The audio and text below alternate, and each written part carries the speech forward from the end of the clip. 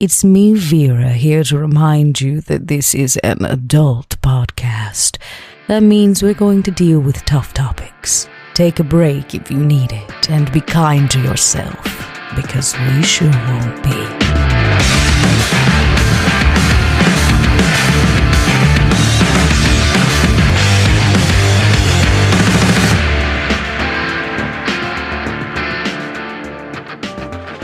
Hello, everybody, and welcome back to Crack Crown Season 2 of Vampire the Masquerade 5th Edition podcast. As always, I am your storyteller, Mike Martin. Today, I'm joined by my two wonderful players, Bub and Dot, a.k.a. Duke and Vera. Hey. Hello. Hello. How are you guys doing? Are you guys excited? I mean, anytime it's just Duke and Vera. Trouble is afoot. Shit's bound to, it's a different kind of trouble. It's not Sean level trouble. It's a scary kind of trouble. And last episode as well, we saw Duke kind of leave his little rut for a moment as a new puzzle was put in front of him, something that I'm sure Vera noticed pretty easily, as like you and Duke are pretty close in terms of your coterie friendship. So you can read Duke pretty well. We are officially business partners, Matthew. It's true. We shook hands on it last season. You did. That's very true. Well, we're going to jump on in. Before we do, let's say big thank you guys to supporting us here just by listening to the show, sharing the show. For those of you who go above and beyond at patreon.com/podbynight, you guys keep this thing running. Head on over there to check out all the different tiers you can join and all the benefits and cool little knickknacks you get in addition for doing so, including things like after shows and character sheets and lore sheets and all that good stuff. And if you want to join the community and just want to chat about it, you can join our Discord for free, which will be in the description or somewhere nearby. Check our Twitter or whatever. You'll find links for it. We have a huge community over there talking about all the shows, including this one, theories, and just talking to the cast, who's mostly hanging out in there as well. Well, first and foremost, we have our Patreon event right now. The Shovelhead event is soon to be coming to a close. We'll have our third release of Pastor Julius's message, which will lead to a final and fourth near the end of the month, where there'll be a cooldown before we incite the next round of events. Still undetermined what that is, but, well, I would expect everyone would quite enjoy it if they've enjoyed things up to this point. But that leads us to our Fallout experience. Dot, you want to run that? Yeah, we're taking a minor break from Vampire and coming together with all of our friends where our vampire love started to play in a little bit of a different world. So some of our friends for Roll For It have joined us on the YouTube for this past Saturday, as well as, I guess when you hear this tomorrow. We're just doing a 2-part Fallout RPG game. Mathis is playing, everybody. Yeah. And so, we're using the Modifius system. It's been a lot of fun and just in time for the Amazon show. So we're kind of dipping our toes into the Fallout world. So you can actually check out the first episode over on the Pod by Night YouTube. Yeah. Let's go ahead and set the scene, rein things in, and see what Duke and Vera are up to.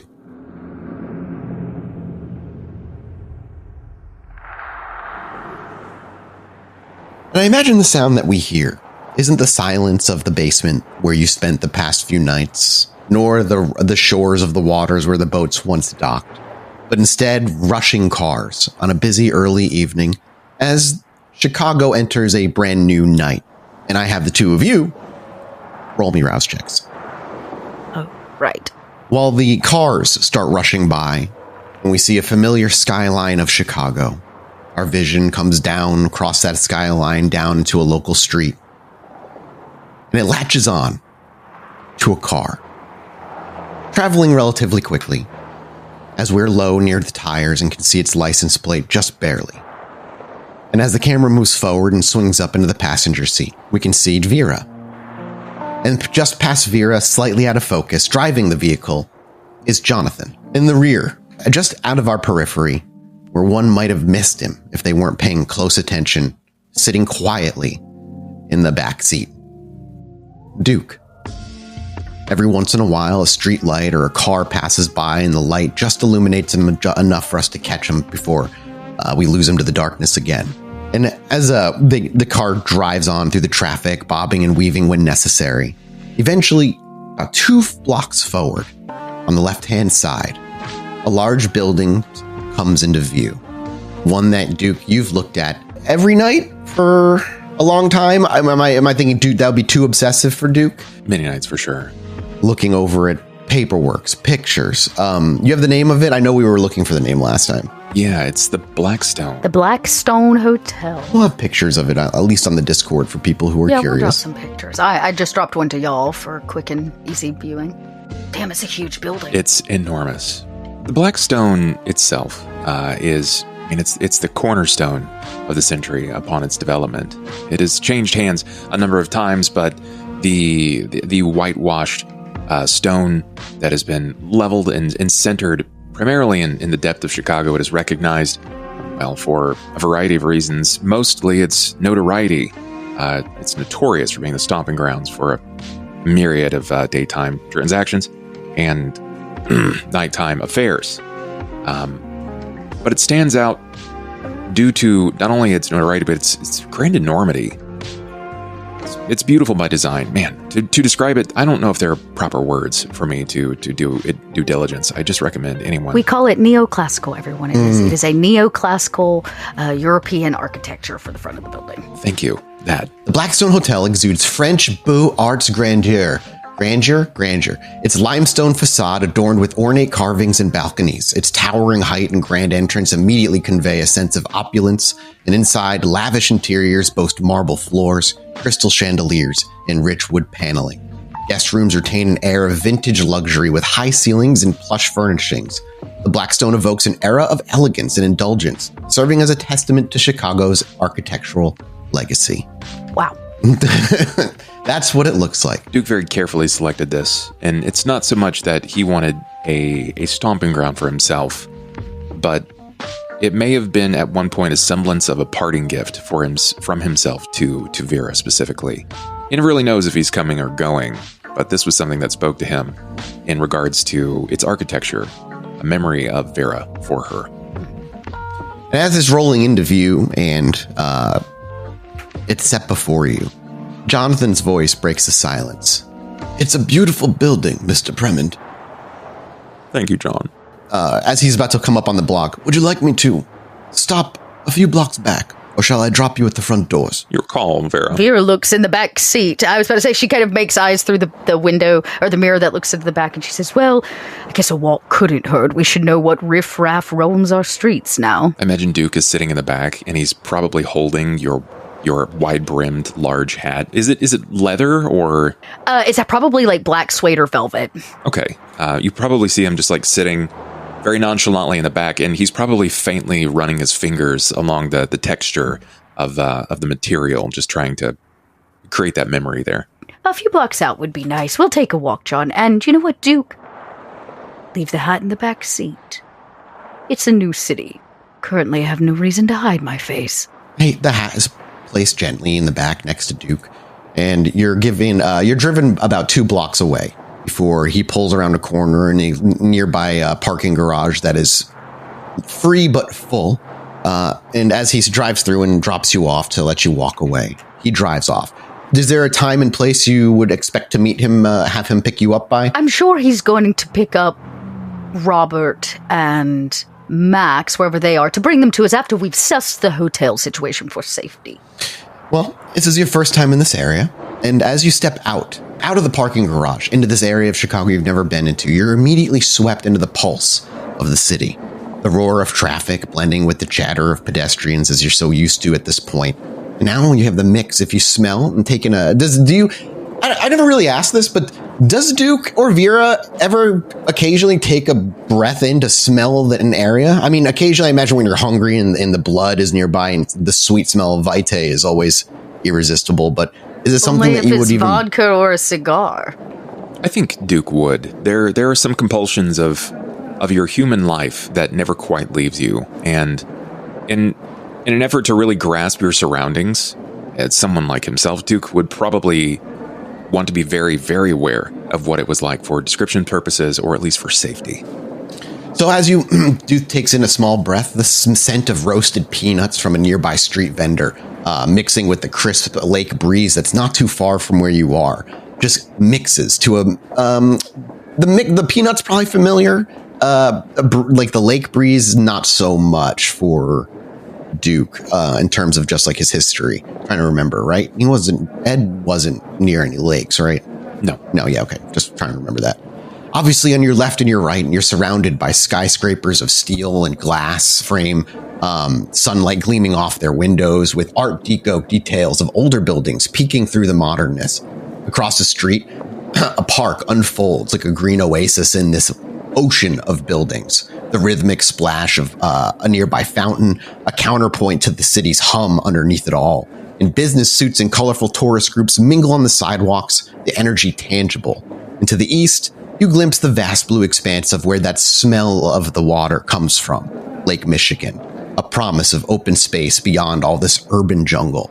It is not run down, anything like Gary, Indiana, where you are. This place is beautiful, and with Vera having said, it might be worth, getting to know the riffraff, maybe to your surprise, Vera, this place is gorgeous. It's not gentrified or any of that. It's just genuine history built with the necessities of a modern life kind of on top of it as needed. It's a strange feeling, walking amongst folks that aren't asking you for money or figuring out how to pickpocket you. I suppose it's natural when you see someone so outlandishly around or to avail. I've gotten so used to the degenerate life, it almost seems like I'm the one out of place. I would hardly say that's the case now. Always so kind to know exactly what to say, Duke. It is a rather beautiful hotel. You've managed to take my dark imagination and put it into tangibility. It has a certain Gothic decor. It reminded me of you in so many ways. I thought that you would enjoy this. Well, I take that as a great compliment because I find its decor rather inspiring. It took a lot of work to establish not only this, but homing for the many that were around us. Yourself included in that? I hope you've reconsidered what you said the other night. Oh, I can find myself in any situation. A closet, any kind of hole, then I might be able to place myself in. I don't need much space, and I don't have a desire for much. I don't mean where you rest your head. You can have whatever closet or room you want in this multi-storied hotel. I meant with us. You mean to stay? Well, you put all this effort in such a beautiful hotel, I dare not let it fall back into the hands of Jackson. I think there are too many binding legal agreements. I'm sure he could find his way around. It's the nature of a Ventru. He'd not only have to step through myself, but Cesar would probably have something to say about that as well.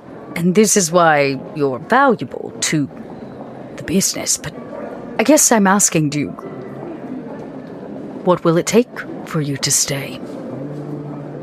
I need to be captivated. I've taken a look at my life in so many ways, Vera, and I find that in order for me to stay rooted somewhere for so long, I need to remain captivated, stuck. Forgive me for saying this, but I viewed you as a bit of a conundrum, a puzzle for so long. Most men do. You're like a Rubik's Cube that's missing several of its cubes, but when I count them, they're all there. They're just not in order. I have to find and locate, reassess, move, just to find, relocate, reassess, and move again. You're hard to understand. Most men would say that, Duke. But you're not most men. What if you never figure out the conundrum? I suppose I'll never leave. Good to know. But I'm more interested in what you actually want. Is it always having something to work on, fixing the puzzle, solving a problem? My mother used to say that idle hands are the devil's playground. And I believe that. I do believe that. Yes, you proved that in your first life. I did. I like staying busy. It keeps my mind off of invading thoughts, pervasive memories. Duke, anybody can have a hobby and fill their time, but I imagine you have a particular interest. I have some interests, some things that keep me moving on through the nights. Well, let's say that I am the inquiring party, and I'm the interested one trying to put the puzzle together. You are the enigma.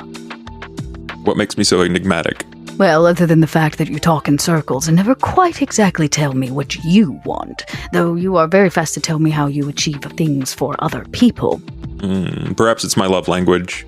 I guess I don't even know what that means. Then you understand that I don't know exactly what I want either, Vera. It's probably why I talk in circles. I've never known what to ask for. I've never known what to hunt for myself. Just know what's kept me busy. Well, then that's all I need to hear. I'll solve my puzzles and you solve yours. I'd like that. Are you hungry? Shall we sit and have some expensive meal. I believe I'd be happy to watch. Yes, I don't really want to eat either. Maybe we should get a drink. Of course. It couldn't hurt to not necessarily defile, but to walk our new stomping grounds. Would you like to make a hunting roll? Well, Vera is very hungry, but that's not what she meant. She meant to go have a mortal dinner and or drink to scope the hotel, but she is extremely hungry. But Vera doesn't... What is your hunger at? It is at 4. Ooh, okay. When she roused tonight, she was very hungry to come take this trip. You want to eat at the hotel? We're going to have a mortal meal at the hotel restaurant. Vera will feed on her ghoul when she returns. Here's the thing. If you want to eat the food, you have to have Blush of Life. That requires a rouse check, which could put you at 5 hunger. It's true. Maybe we should just sit for a while and you would immediately vomit it up, unfortunately. I was going to say, you know what? Vera would not tell Duke that she's this hungry. But she would tell Duke, maybe we should just sit and people watch. Duke can infer from that what he wants, but... I think if you take that opportunity to kind of sit and people watch, he's going to sort of roll out the plan, his plan in motion, or the things that he had done to sort of establish this place and why he chose the Blackstone in particular in regards to the people that are important to each of us. And he would start, I think, likely with Max. As we kind of find a bench, whatever's most suitable to be a bit of a timepiece, a decoration on the block, if you will, nearest the Blackstone. Maybe we're across the street peering at it. As I said, where the park is. Yeah, near the parks, just peering at the enormity and the beauty of the Blackstone itself. What do you think, Vera? Would Vera be more inclined to sit on a bench? Or is this like a swing set or merry-go-round? What do you think would pique her interest? She's going to look out of place no matter what, but she would probably, if there's a bench or like the stone edging around a statue or something in the park, she's probably, for the sake of this, not going to sit on the playground equipment. Okay, sounds good. With that, he would sit near you, giving you, the whatever comfortable berth that you desire. And he would lean into Max first. Maxwell was my first target for finding a home for him and his. We met Sam, and I spoke with Sam briefly. Admittedly, what's Max's secret is his. But I know that Sam was important, so that I assisted Sam and his sister find a home here. Located a paramedics agency that was hiring, at least for the county, and I tried to arrange similar for Adelaide, but I knew that I needed more than that. I needed to home Vicky Hughes. The teacher. Vera doesn't like to call her a dancer. She's a teacher now. Yes, I left her behind. I moved her, Vera. Here?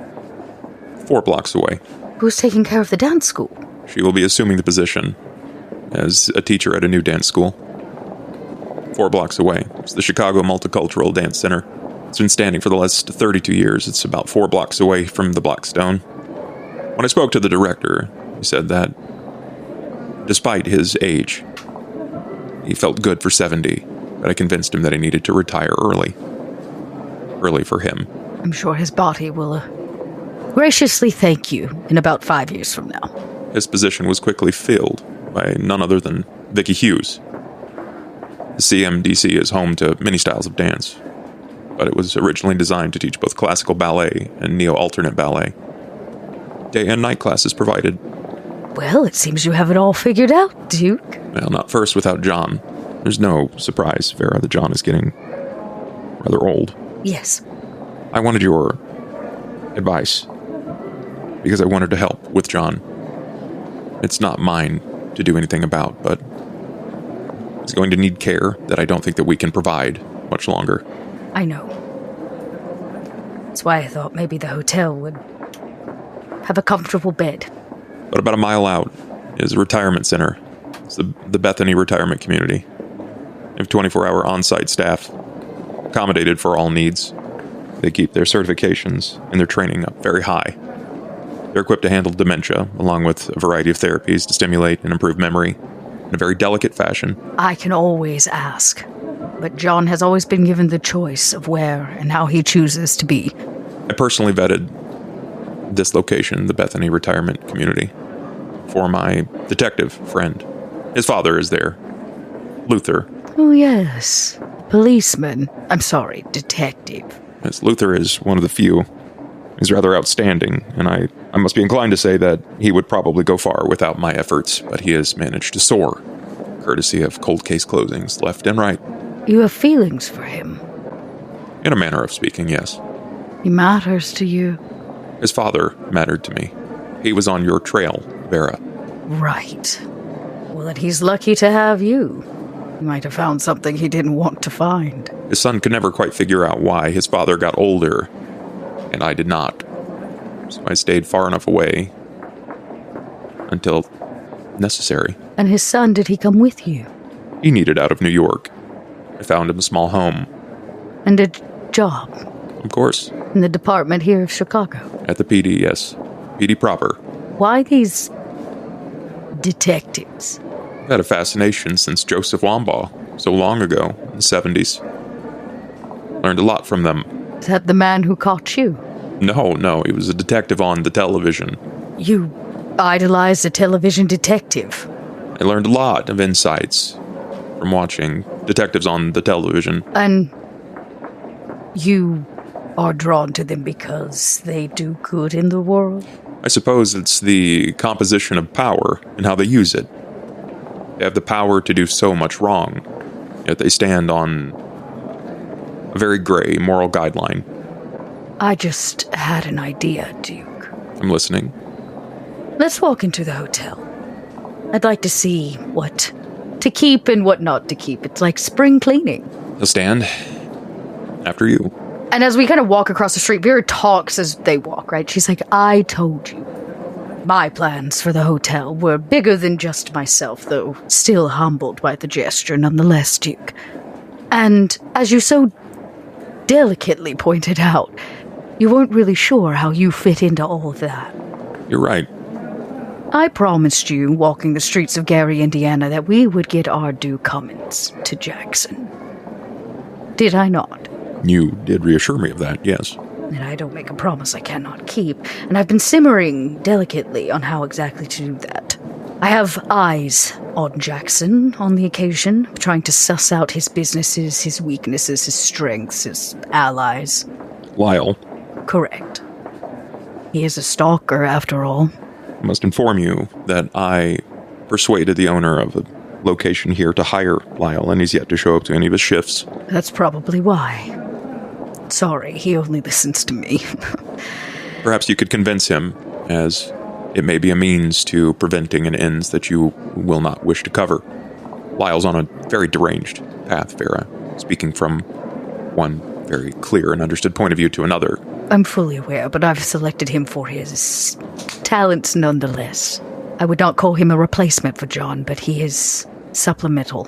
If you would like to prevent any further of his falling into a deranged state, encourage him to take the position at the Best Friend's Pet Hotel. I question whether we should put him around animals, but I'll talk with him about it. I'm more interested in Lyle not being seen at all. But I agree that he is on a fine line.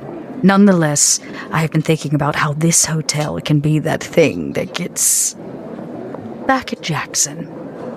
And I've lived up to be 100 now, and if there's one thing I've learned, that vengeance doesn't mean anything if it doesn't last for an eternity. I think Duke nods. And as he does, and that line lingers, I imagine you enter the hotel as you cross the street. And this has been something Duke has been waiting for a long time. To step into this place, knowing he, on some level, owns it, or at least with the coterie, and is able to finally claim this place as his own. And as you swing open the heavy brass doors, revealing a glimpse of the interior of the Blackstone, the camera quickly rushes forward and pans across sunlight, moonlight, dappling kind of through stained glass windows, casting a kaleidoscope of muted but vibrant colors onto what else? Polished marble. The low murmur of conversation fills your ears as you step in further, and the camera sweeping across the vast lobby, taking in the few civilians that are still lingering around. Crystal chandeliers shimmer kind of like a distant constellation of stars, speckling across the moonlight, and plush emerald chairs invite rest beneath intricate ceiling details.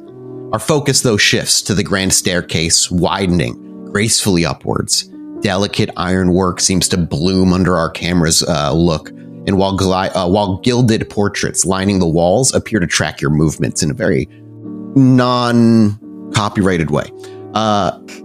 The air carries a subtle scent of old books and polished wood, a tangible whisper of the past that I imagine Duke indulges in instantly. Does Vera... stop here for a moment. Does Vera ever take a moment to like breathe in at all? Ever? Like, what would cause her? Because it's such a mortal thing to do. And if anything, Vera has separated herself in a lot of ways from mortality. I'm curious, is there ever a moment where she takes someone to sniff the roses, as it were? What would impress Vera is what you're asking. Like, what would make her stop and pause?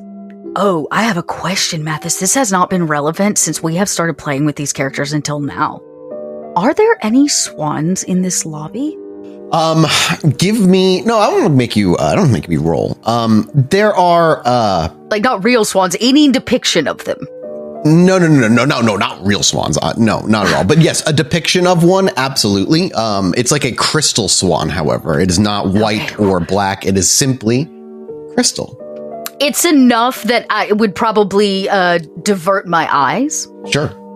And in a moment where Vera might have stopped to actually take in the breadth of the beauty of this place, as a Toreador is wont to do, she immediately turns to Duke and she goes, "The swan has to go." As he's taking in that smell of old books, that polished wood.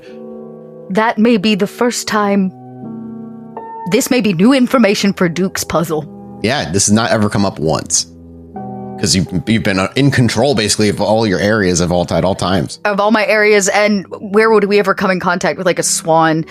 We didn't do fancy things in New York City. So, yeah, anyways, Vera, she says, that being said, I thought we would look at the bar, since it will be a new lounge, the restaurant, a functioning space, money, income, but all of these other shops. And I kind of look around at whatever else, because, hotels have a variety of things, from a basic general store to all kinds of stuff. Immediately, as you look around, actually, like what your vision gives you is, you obviously see the very first thing is a not so bustling at this time of night concierge desk, where there's a crisply dressed businessman who's got a bunch of brochures, as they always do nearby, ready at any point to hand out. You see an elegant couple just kind of waiting for their room keys at the front desk. And as our camera zooms in, our final pan will give us a beautiful view of a large doorway that gives way to the grand ballroom. Maybe the thing that you sweep over and kind of gesture to. An intricate gold leaf glints temptingly as the doors are like waiting to be pushed open, but there's no event happening on the other side. The lights are out. And that's what's in the immediate area. Is there any like horrible commercialized business? Like, they'll put one of those coffee shops or like a, God bless the FedEx Kinko's in the lobby. Oh, yeah. There's definitely a FedEx Kinko's in here because a lot of like business people come and stay here. Vera points and she says, and that has to go as well. But I have a thought. To make Jackson's life miserable, we can't just come and go easily. As a Ventrue, I'm sure you understand what it is to owe someone in business, to rely on another because they have the resources you do not. Of course. The thing about joining the Camarilla politics, taking a seat, wearing a crown, is that you actually lose part of your power. The power to be disassociated, to not have eyes on you, to run a business that has the resources that the prince needs. When you are needed, you are an asset. And therefore we will remain a thorn in his side as long as he needs us. So with my little rumor mill that will become the cigar and bar lounge, the restaurant, which we can continue to run all of our kindred dinners in, I was thinking of something that Jackson needs.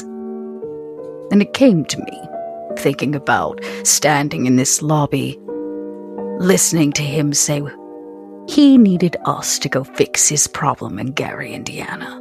And it was funny because it's not the first time we've heard that, Duke. How many kindred in the last decade alone have said, at our doorstep, I need your help. Fix this problem. Do this thing. Find a solution. And now I realize you stuck around because of those things. Something always knocking, a new puzzle, an inquiry, questionable sorcery magics. All of these things kept your inner workings alive. So what if instead of having to obsess over your dear detectives, you became some of one yourself? For kindred society, of course. A proper detective agency. One in which kindred across the city can come to the Drac Pack and to Duke Primond himself, right here in that storefront. And I point at that god-awful FedEx Kinko's. We'll put your name on the door and everything. Then you have all the reason to stay. Because the enigmas are coming to your door. And by proxy, they'd be coming to your door as well, Vera. It's true. But I made a business deal, one of which I don't plan to back out on simply because your business might get messy. If you knew the things I had done before you came to my door accusing me of insurance fraud, you would be... Well, it might even make you blush, Duke. I find that hard to believe. Interesting prospect, but hard to believe. Well, I am one toreador made of the hard truths. Well, I like the idea. There is one last matter that needs to be resolved. And Duke will kind of like thumb her over to try to draw her to the concierge desk. Excuse me. Garçon, Bill, what? I can't see a name tag. Can you give me a name of this individual? Mathis? Yeah, his name is Theodore. Theodore. Cute, quaint. Theodore, I'm expecting a package. It's an envelope of documents for a Mr. Primond. Can you find those for me? He offers you a practiced, polite smile with the polished, with his perfectly fitted suit. He simply nods and says, "Of course, sir. One moment." And he looks down to the computer and begins typing away. Is Vera like super close by? Oh, I'm watching. At this point, Duke is revealing as much to Vera as she is to him, right? This is all new to her, and he clearly has a plan. Yes, of course. And he types for a little bit, actually. Can I get a wits awareness from the both of you? You certainly can. I am really, really hungry. I got a bestial failure. I got 6. You got a bestial failure. Fantastic. Hang on a second, Duke. Vera, as you're looking around, you're trying to just kind of focus and whatnot. Someone steps through those opulent double doors, those brass doors. And as they do, you actually see him reaching up and he like holds his thumb up to his nose and you just see a little bit of blood. And he's like, "Goddamn weather change. Always giving me nosebleeds." Hunger frenzy, please. You don't need a high roll, luckily. Okay, I succeeded. Fantastic. Oh boy. I sweated that roll. You feel for a moment the urge. The moment you're ready, the inner poison is ready to strike, but you're a woman of control. And you, maybe in that brief moment, if Duke wasn't busy, he would have noticed, but he's a busy man. And with your 6, you said you rolled, Bub, out of the left, on your left-hand side, as though appearing out of thin air, having not been there before, someone new stands. Before you can get a fully survey this individual, this figure seems to step forward, detaching itself from the shadows, not literally, but in a figurative sense. And you see a woman of unearthly beauty standing before you. Her hair is auburn, a fiery splash against her very pale skin, very clear to you that she is a kindred. Her eyes are a startling bright green, and they hold both curiosity and a flicker of something more, well, it makes you feel uneasy. Whatever it is. And as she steps within about 5 feet of you, in her low, melodic voice that carries undeniable weight, she simply speaks, "Duke Primond, I presume." That's who I am, yes. "Welcome to the Blackstone. I'm Myra, castellan of the hotel." There's a ripple of almost imperceptible tension that comes through the air when she says that. While Duke stands tall, his eyes narrow, the formal pronouncement of ownership seems to be taking place. And as she sits up, or rather stands up from the subtle bow she gives, she reaches into a small little bag that she's carrying and pulls out not a manila envelope, but a thick white envelope, but quite thick with papers. And it simply says, Duke Premin on the front, no address, no return. She goes, I believe you'll find everything you're looking for here, sir. And she reaches forward to hand it from you. And Duke opens the envelope to see if this is the transfer of ownership. It is exactly that. As you pop open and we hear the ripping of the paper and you start pulling out the paperwork, you start reading and flipping through it. She looks to you with a mere quirk of her lips, smiles, and says, the prince extends his congratulations, Mr. Premin. Thank you, Myra. You can't quite tell if the formality feels earnest or if there's a lingering mocking behind it. Actually, go ahead and give me a wit's insight.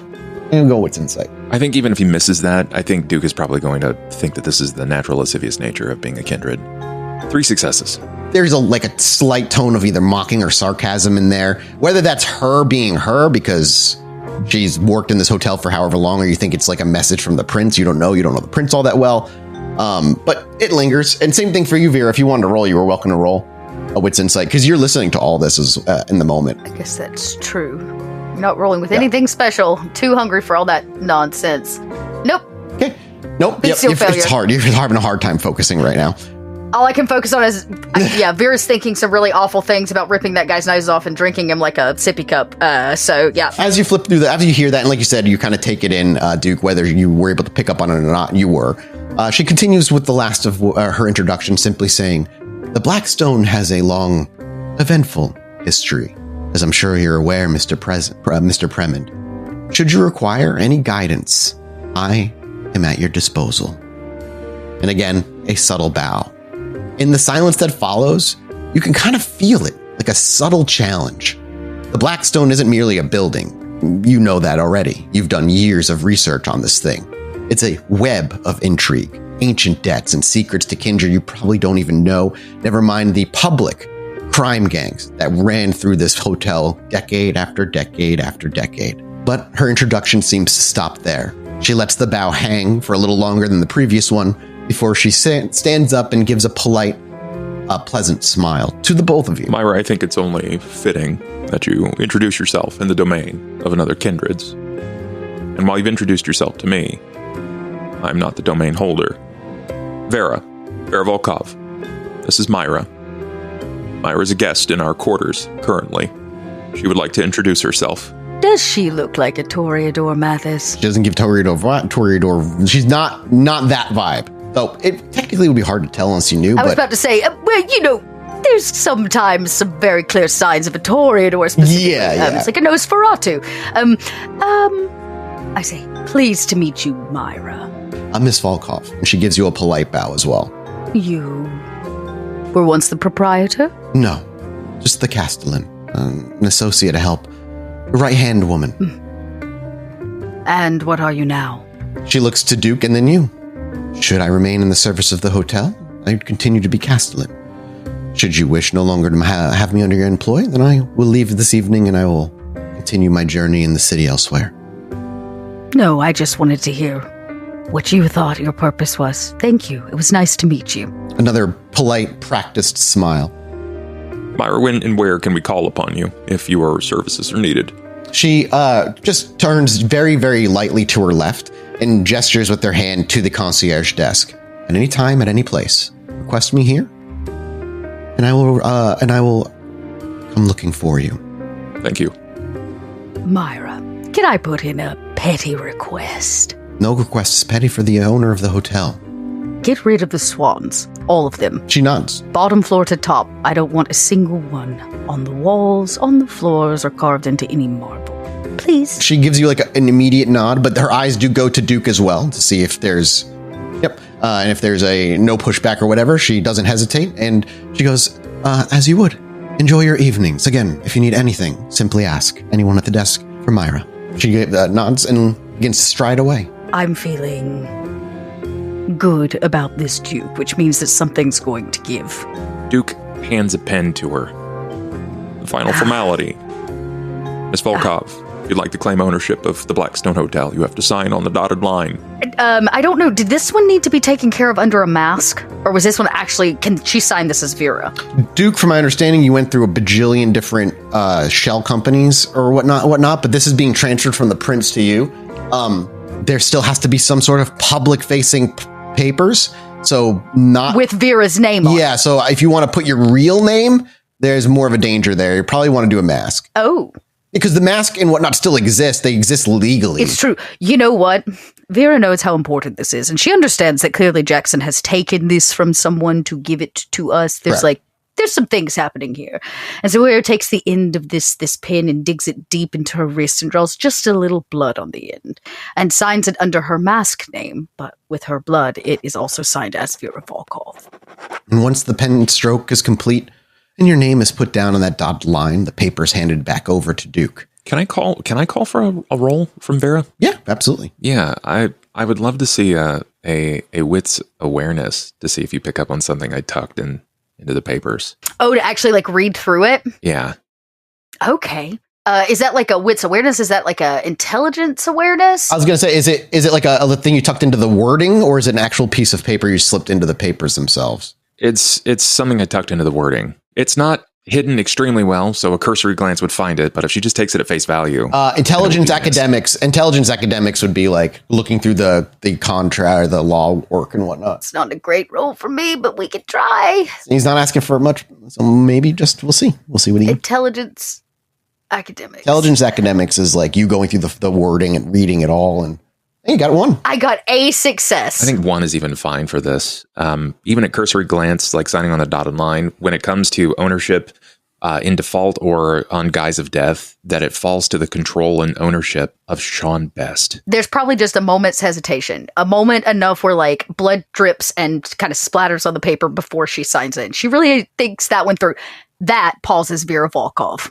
The first time she hasn't been talking, walking, investigating, sizing people up since she got here. And there has to be a moment where she has to really think that through. Does Duke say anything in that moment of hesitation, or he's let it linger? He realizes that Vera is not, she's far flung from a stupid individual. And he's not gone out of his way to tuck it into legal documentation. So he's aware that she probably discovered that. And he's happy to answer, but she's going to have to mouth the words. I imagine this is what it's like to have children. In a manner of speaking. Yeah, I think that's true. Why Sean? We started from a low place. We were not supposed to survive, for all intents and purposes. And we took a problem under our wing. And he needs to be afforded an opportunity if it falls from our shoulders. It's a gift of sorts. That being said, I don't anticipate you ever falling. But I suppose after death, we'll have no need for it. It is not Sean that I fear. It is who he carries with him. It's a part of the puzzle that I hope to solve. Good luck. I was with him for 20 years. Father, as he called himself. We'll see this through, Vera. If it was anyone else, Duke, I would have already stabbed this pin through your eye, but... You'd have to reach quite high, if I can say so myself. It's okay, I'm used to standing on my tippy toes. Duke probably smiles. It's the second or third smile in as many as a decade that you may have seen him. And she will sign the paper in her own blood under the name of her mask. And our camera kind of zooms in on the piece of paper as your pen strokes across, tracing your blood into the name. And as that final stroke drips across and your blood dries, our camera cuts. And we'll be back next week with more Crack Crown. Goodbye, everybody.